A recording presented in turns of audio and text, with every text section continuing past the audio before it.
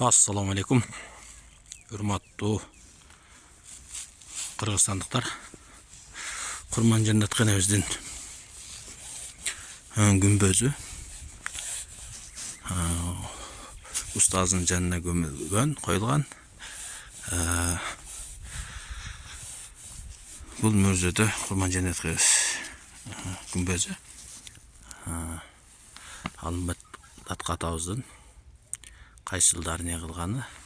Бұл Kurman Cennet Keneviz'den 1811 жылдан 1907 жылга чейин жашаган боюнча несі. Шул жерде Kurman Cennet Keneviz.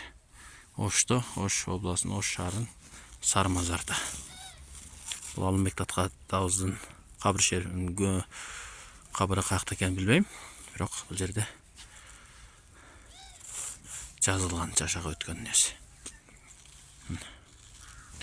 Kurman Cennet Keneviz'den Kurmanjan Datqa Маматбай кызы Алай ханышасы деген ат менен белгилүү Кокон хандыгындагы мамлекеттик жана коомдук ишмер 19-кылымдын Борбордук Азия чөлкөмүндө эки мамлекеттин башчыларынан Датка наамын алган жалгыз аял.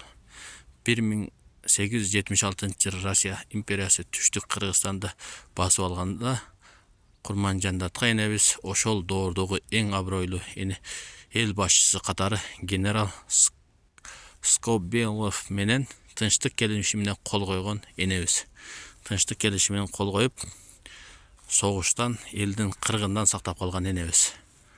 Согушсак баары утулат эле, канчалаган адамдарыбыз, ата бабаларыбыз жок болуп кетет эле. Бул Алымбек Datqa атабыздын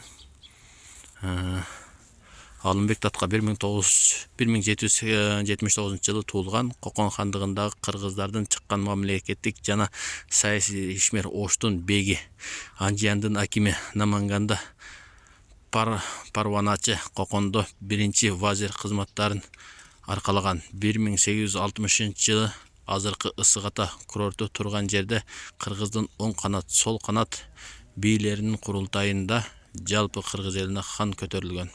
Алымбек Datqa 19-кылымдын 50-жылдары Ош жеке каражатынан чоң медресе салдырган. 1862 жылы Ордодо кутумчулар тарабынан өлтүрүлгөн.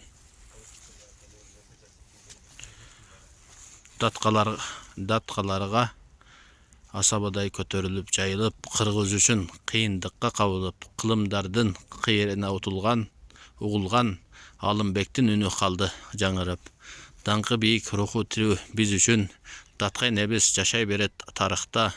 Ала тобуз абалкыдай шаңкайып, эл гүлдөсүн эгемендик багытта. Бул ыйык жайды оңдоп түзөгөн жана Алымбек Datqaга, Kurmanjan Datqaга арнап ыр жазган акын жазуучу Жолдошбек Моңолдоров. 10-июль 2023 жыл ыр арнап жазган экен. Бул Kurmanjan Datqa Keneviz'in gümbözü.